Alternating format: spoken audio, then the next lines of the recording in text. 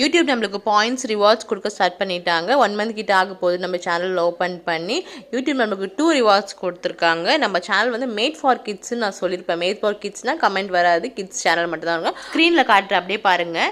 Age கேட்டகரியில் 18லேருந்து 45 வரைக்கும் தான் நம்ம சேனலில் பார்க்குறாங்க நிறைய பேர். கிட்ஸ் யாரும் இந்த சேனலில் பார்க்குறது இல்லை. ஸோ டிஃபால்ட்டாகவே இது நான் மேட் ஃபார் கிட்ஸ்ன்னு ஆயிடுச்சு. மேலே ரைட் சைடில் நம்ம சேனலோட லோகோ தெரியும், செக் பண்ணிக்கோங்க.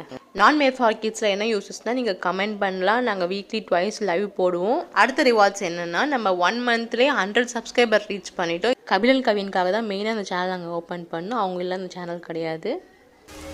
எல்லாம் பார்த்துப்பா. ரொம்ப நன்றி.